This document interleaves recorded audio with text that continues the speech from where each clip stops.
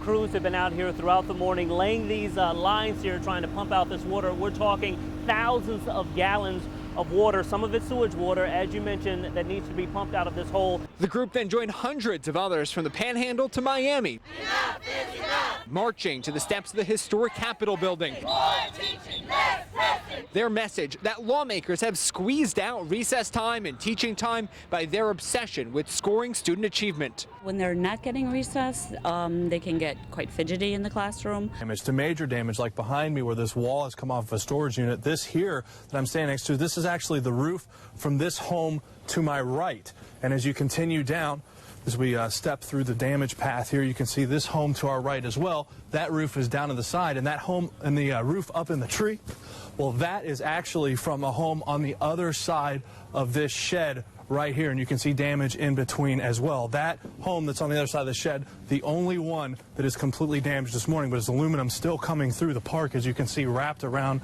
that picnic table. And as you really come down to the main road on the other side of this oak tree where that roof is, you can start to see more of the damage.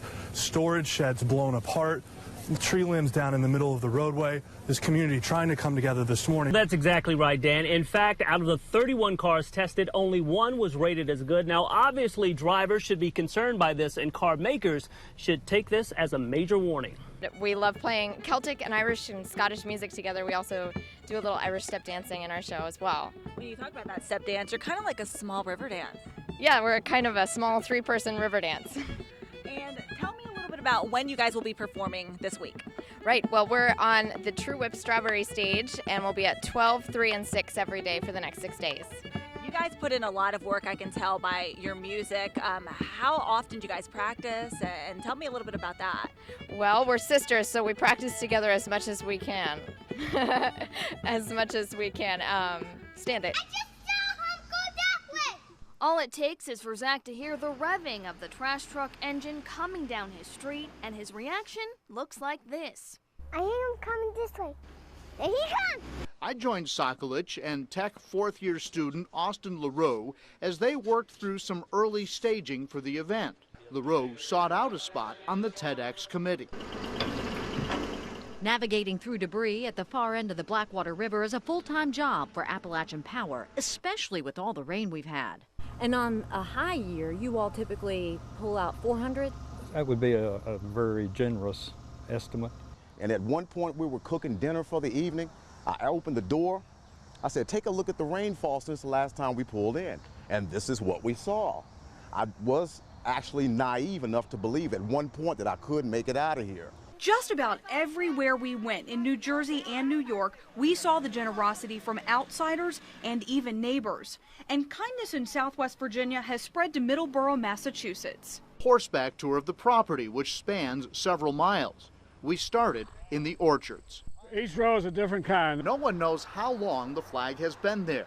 Some say since the 30s, but we know at least since the 50s. It's no one person's responsibility, but whenever the flag becomes weathered and tattered, someone always makes that trek to make sure that Flag Rock continues, a proud Allegheny Highlands tradition. On the road at 5:30 this morning, nearly 100 teachers and parents in Polk County got into 3 buses and left from Bartow to Tallahassee, filled with anticipation and frustration. What, in your mind, is wrong about the way Florida is testing students right now?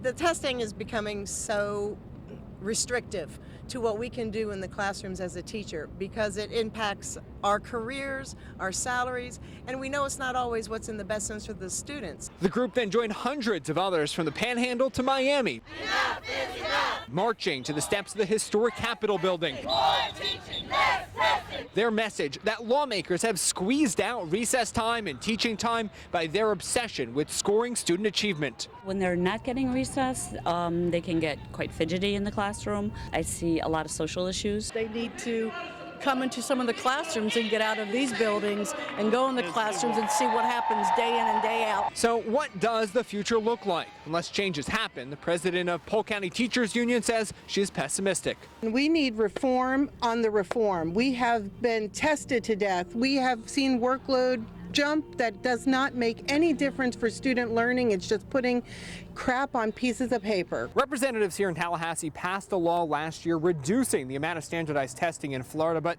a lot of the teachers here today say it didn't go nearly far enough because teacher pay is still tied to student performance. Lawmakers say that method, as well as standardized testing, though, is essential to tracking student learning and holding teachers accountable. Here in Tallahassee, Adam Weiner, ABC Action News. TED is a global organization that stands for Technology, Entertainment, and Design. And the idea here is that they're all about ideas worth spreading. That's Adam Sokolich, operations manager at the Institute for Creativity, Art, and Technology at Virginia Tech and co-chair of Saturday's TEDx program. This will be the second year for the event after a trial run last year in which only 100 people were permitted in the audience. This year it's been stretched to 500, but in reality, most people who see the speeches will do so via the TED website. The reach of TED is global. So once the event happens, we do video record it. We upload that to TED.com. If it meets all their requirements, they certainly promote it, and from there it can go viral. I got to tell you, from a speaker perspective, one of the most amazing aspects is that we'll be right here on stage in the brand new auditorium at the Moss Arts Center at Virginia Tech. I joined Sokolich and Tech fourth-year student Austin LaRue as they worked through some early staging for the event. LaRue sought out a spot on the TEDx committee.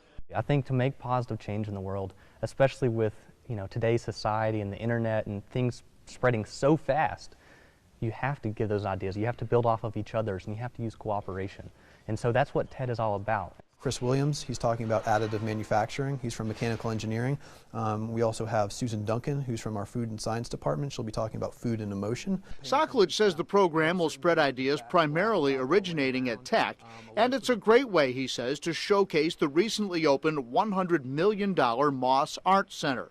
And at the moment you're sitting in the Cube, and this is a brand new facility that's able to accommodate the exciting new research and technology here at Virginia Tech.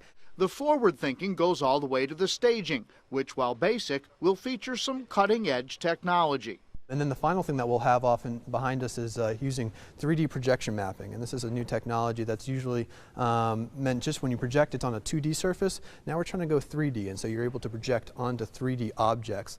So no pressure for my fellow speakers and me, just change the world with a 12-minute talk. Saturday is going to be phenomenal. I've been working on this with Adam and the rest of the steering committee since April, and it is going to be spectacular. Navigating through debris at the far end of the Blackwater River is a full-time job for Appalachian Power, especially with all the rain we've had.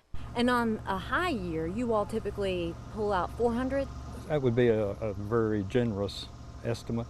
Just in last week, we removed an additional 100 tons.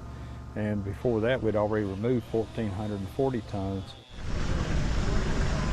As we head toward larger water, we can see how clear it is as crews work to keep up with what the weather brings. Usually this skimmer is all that's needed to clear the debris from the lake, but this year the rain's been so bad and there's been so much debris, they've had to hire contractors to help. We have a contractor out here, he'll work 40 to 50 hours a week, and most years we haven't had to have that assistance.